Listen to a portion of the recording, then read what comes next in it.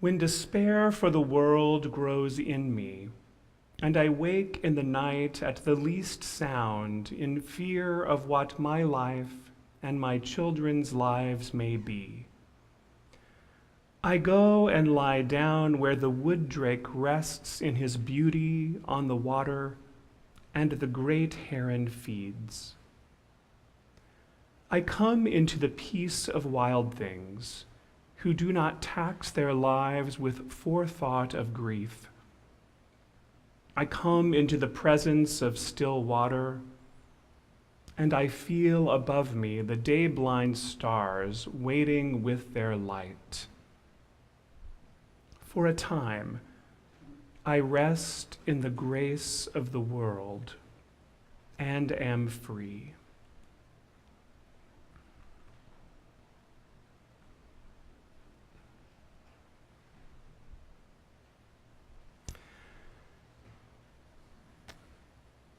I think Wendell Berry might have understood Jesus' experience from this gospel text that we heard today.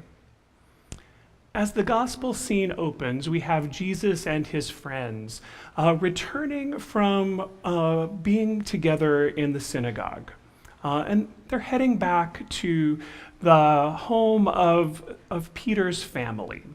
But when they arrive there, they discover that Peter's mother-in-law is really ill. So Jesus, doing what Jesus does, walks up, finds her in her space, and heals her. We don't know exactly what that means, but we do know that the woman who had been ill is now feeling much better. In fact, good enough to come and immediately make a meal for however many dozens of people were there and to feed them. But word of this somehow spreads. And within just a little while, people from the town and the surrounding countryside converge on this home where Jesus has gathered with his friends and come bringing all of their need with them. The need for acceptance, for forgiveness, for healing, whatever it is that has been missing or for which they have been longing in their lives. They believe that Jesus will see them, will attend to them, will hear their cries, and will give them what they need, which he, of course, proceeds to do. By what we hear in the text, it seems like this goes on well into the night. And I can imagine that even though this is what Jesus understands his calling, his purpose to be in the world, it can still be exhausting. And so where the story goes next is to say that after this night of healing and accepting and noticing and attending to the needs of those around him, Jesus wakes really early in the morning to go out and find a place of solitude. Over and over again, we see this pattern in Jesus' movement of engaging the deep need of the world around him, engaging in this work of bringing about the realm of God into the world, of overturning the systems that are, and then a retreat into a place of solitude. I think Jesus realizes that in order to continue to fully live out his ministry, the purpose to which God had called him, that he has to find those spaces, those quiet places where he can, for at least a moment, as Wendell Berry tells us, rest in the grace of the world. It's in those moments where he can listen for the voice that is whispering deep within his own soul. The voice that often is covered through the chaos and the noise of all of the other voices, giving their cry. I think Jesus was also really familiar with the Psalms. That, of course, was part of his tradition of growing up. So I think that the words of Psalm 147 would have also been ringing in his ears, calling him into that space. The words that say, "You come from the earth, from mineral and plant. Every creature, those that swim and fly, those that walk on the land, know you as of old." And in seeking out those places to be alone or to be at one with the wonder of the creation that God has given us, would he be able to realize that all of humanity, those that are clamoring right in front of him, are actually part of the wonder of God's creation? Or as Psalm 147 reminds us, even more profoundly, that all of us are one sacred being. As I listen to Jesus' call from these stories, from the pattern of his behavior, I realize what a radical thing it would be for us to pattern our lives in this way. If we could understand that in order for us to fully become who God is calling us to be, might be less about us giving in to our constant need for doing more, for creating more, for making more, even when those things have us engaged in the work for justice in the world.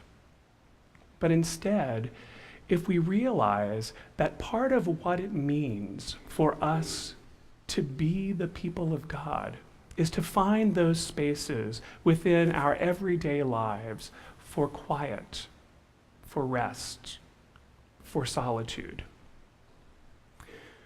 I think this might actually be one of the most countercultural calls of the gospel to our 21st century culture. Perhaps that and the call to love our enemy. I see it so often, not only in my life, but in the lives of the children and youth that I work with on a regular basis. This constant push to do, to engage, to work, as if there's more of a call that our worth is anchored more in that than in the fact that within our very being, we are God's beloved. Regardless of what we do or achieve, we are the beloved children of God. Henry Nouwen, in his book In Solitude, offers these words: "A life without a lonely place, that is, a life without a quiet center, easily becomes destructive. When we cling to the results of our actions as our own self-identification, then we become defensive and possessive and tend to look at our fellow human beings more as enemies to be kept at a distance than as friends with whom we share the gifts of life. In solitude, we can slowly unmask the illusion of our striving and discover in the center of our own self that we are not what we conquer, but what is given to us.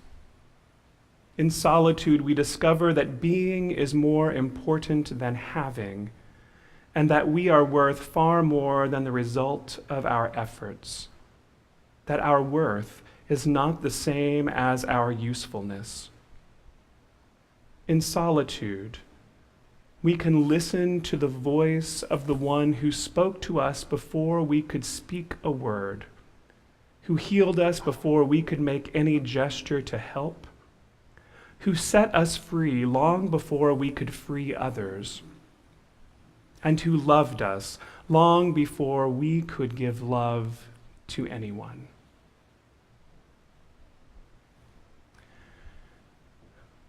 My hope for the church today is that we will continue to move forward in our engagement in our work for justice in the world, in all the ways that we need to.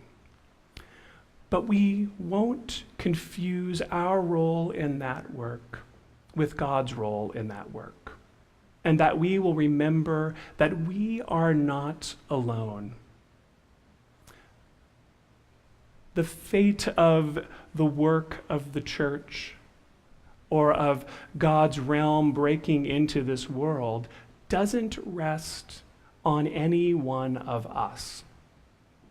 So even as we work faithfully and diligently to figure out our place in that work, may we remember that our souls and our very lives depend upon our taking time to reconnect to our own souls, to listen to the voices that whisper deep within us.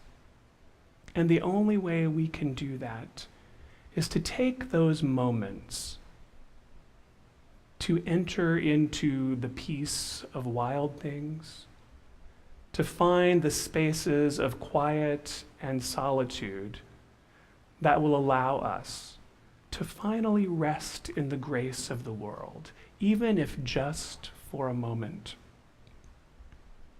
So my prayer for us all on this day is voiced in the words of the poet and hymn writer Shirley Arena Murray, who writes, "Come and find the quiet center in the crowded life we lead. Find the room for hope to enter. Find the frame where we are freed. Clear the chaos and the clutter. Clear our eyes that we can see all the things that really matter. Be at peace and simply be." May it be so. Amen.